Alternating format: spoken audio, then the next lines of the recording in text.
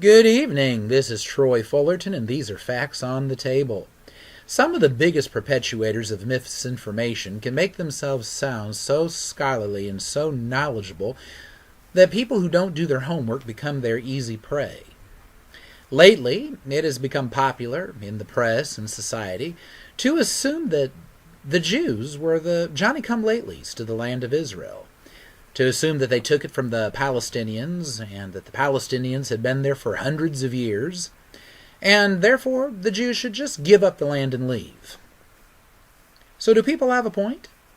Did the Jews just come in and take over the land, displacing its rightful owners? Is the Jewish presence in Israel a modern phenomenon? Are they simply interlopers who should never have been recognized in the first place and who ought to get out as soon as possible? Well, let's look at the historical account. First of all, Israel, also known as Palestine, was under Roman rule during the time of Christ, but the territory was, of course, still Jewish. It wasn't until after the Second Jewish Revolt that Rome attempted to just drive out all of the Jews from the area, but they never got the job done.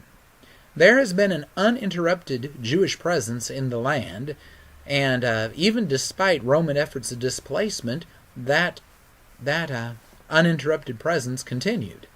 Now, the Jews did attempt a revolt during the time of Byzantine rule. This was from AD 351 to 352, and that revolt was unsuccessful, and Islamic rule lasted for 1,300 years, and so a case could be made that the territory was under Islamic rule at that time. However, we have to understand that during that time, Christians and Jews were both allowed to live in the territory. They were considered people of the book.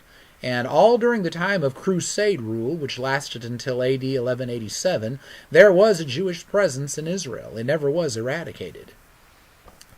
Now, it was during Mamluk rule, which lasted until AD 1516, that Maimonides established a synagogue in Israel, and it's still there today. Then the large immigrations came. This was during Ottoman rule. This was before Great Britain, or America even for that matter, had any say in the matter. And I'm just saying that because another popular theory is that the Jews came only because of the supposedly illegal Balfour Declaration. This, I believe, is an even more important fact than the non-interrupted Jewish presence. Between 1881 and 1903, some 30,000 Jews immigrated, and between 1904 to 1914, another 40,000 Jews came. Now remember, the Palestinians, people that they call the Palestinians, were not in control of the land at this time. And this was before the Balfour Declaration. So the Jews were already there, and under Ottoman rule, all of these thousands and thousands of other Jews came before New York or London were even in the picture. There again, this is all before the Balfour Declaration of 1917, which, by the way, was approved by the League of Nations in 1922, and so it was not an illegal mandate by any means. By the time of the Balfour Declaration, the territory was legally in British hands, and it was theirs to govern and then to turn over.